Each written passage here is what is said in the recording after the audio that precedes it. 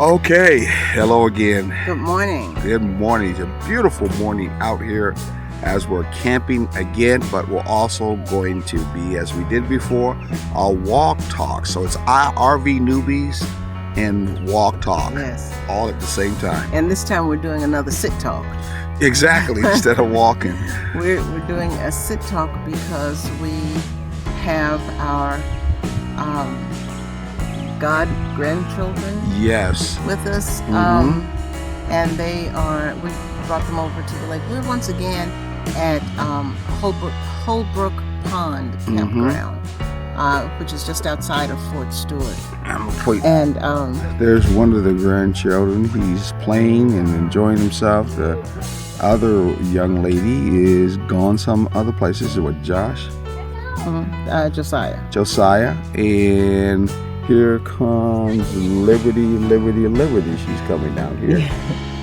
Behind us, we'll show you again the nice lake. Such a beautiful morning. yeah, that's Better than it was last time we were here. Wasn't this beautiful? So it's absolutely gorgeous this particular time of the day. So we were here at Holbrook Pond last month. Exactly. And we enjoyed it. We were only here for like 2-3 days.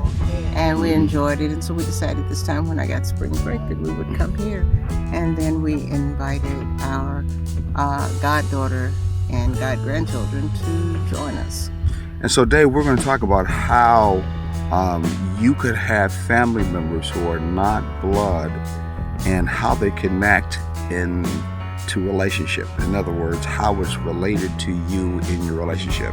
I know you're asking yourself, how can someone who's not blood be connected to you in a relationship? That doesn't make sense because most of us use that line, blood is thicker than water. Yes. And, I'm always going to be about my family first, blood family first, and nobody else.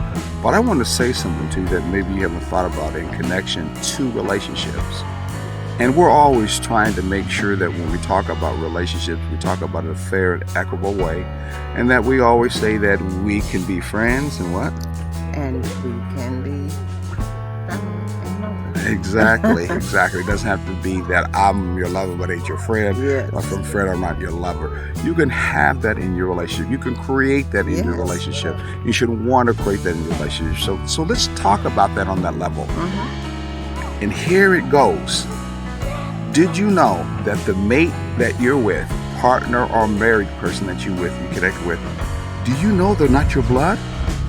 Unless you're doing that blue blood thing where you're marrying or dating your sister or your brother or your cousin.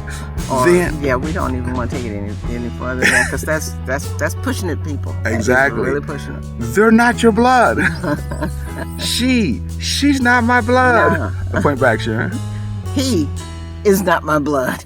So I know we've never thought about it. We haven't. We don't. Yeah. So your partner, your mate, I'll say it again, you two ain't blood folks. Yes. You got blood in you, plenty of water in you, but you're not blood from the beginning as for family. Yes. So you are two individuals who came out of different blood families and you decided to come together to make a connection and create your own blood family, which is connected to your children and your kids you have and their children's children. Exactly. Why is that significant to know?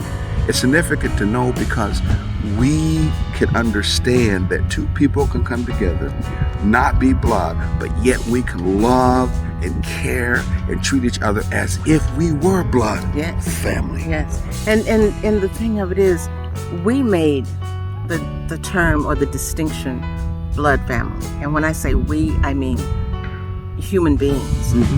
This is my family, that's my family. But one thing in the black community, we've always had play cousins and play sisters and play brothers and things like that who we extended our love to. But for some reason, when it comes to marriage and children, and when we grow up, we don't seem like we can do that anymore. It seems like all of a sudden now we have to just be what is within this connection that we have made, and that's limiting, and it's about the people that we miss being a part of our lives when we are secluded in that way. Yes. So I will say to you to extend this and expand it, and I'll talk. If you were close in your family to your sister, or if you was a female and you were close to your brother, that's right. You could take that same mindset of approach and do that in your mate, in your family, where your mate becomes like your brother, and her on the other side, I become like her brother, and vice versa, she become like my sister. And that's why we use friendship as being the basis of a thriving, healthy, what we call spiritual relationship. Yes. Because what better to think about, if you remember blood-wise, was how close I am to my brother, how close I am to my sister, how much I love them unconditionally. Why would you think that should be different in your family, in your relationship to your mate? Why would you want it to be different? You don't want it to be that way. It doesn't have to be that way, because of the fact that we keep connection to, sadly, that because she's not really my blood, and she may say he's not really my blood, I'm going to treat them appropriately. No. And how many times have we said, so-and-so is my best friend. I feel closer to so-and-so than my blood sister or my blood brother or whatever. And, if that's the case, then why don't you just say my best friend and brother, or my best friend and sister, or just my sister or my brother? Extend that love. Yeah, and I know back in the 60s and 70s, where we're a little bit older, hey, we called the folks that look like this my brother or my sister. Yes. And so, hey, she's my sister over there. She one in a while when she gets, like a sister girl, and she's getting on me, I'm going, come on, sister, why you treat me this way? And vice versa is being said. She said, will you say that to me once in a while? But brother, no, you don't do that much. I don't do that much. I don't know why. Did you have any brothers? Oh, you had no brothers. I had no brothers. Oh, well, I have a brother. Yeah, but you really not that close to him. I am now. Yeah. I just didn't know him growing up. That's why. So that's why you have a hard time saying, "Call me brother." Yeah, and the other thing, other thing is, but I'm glad you brought Albert up, because though I was like 13, 14 when I first met Albert, first knew of his existence, he's my brother. It doesn't matter that we have different mothers. He's my brother. And when I go into town, I can't go into town without seeing him. I have the same love for him that I have for my sister that I grew up with. So that's that extended family. That is, family, not by definition, but by design. Yes, exactly. So we're just saying that when it comes to a thriving relationship, a healthy relationship, or if you may want to call it an inspirational spiritual relationship, you have to let that friendship be at the basis. And another way that can help you in thinking about and feeling about and believing and creating friendship between you two is think about her as being one of your sisters. Yes. And one of your brothers. Exactly. Yes. And you'll find you'll be able to get along with it. But I'll be honest with you, when I met some older African American or black elders in the past, they would go from the gamuts of calling their wife mom, and the wife would call him daddy. You know what I'm saying? Yeah. I even heard him say, and she act like she my sister. Yeah. Am I right? Yeah. I heard him say, so it's nothing new under the sun when it comes to this, really. No. Our ancestors and elders who went through some tough times, some rough times in life to stay alive every day. And not just physical, but mentally they had to stay strong from that end. They had ways of how they could connect and how they could cling to one another and make them feel that they could be together in the long haul. And so they had to use some techniques in their mind and their thoughts to know with one another, we are connected.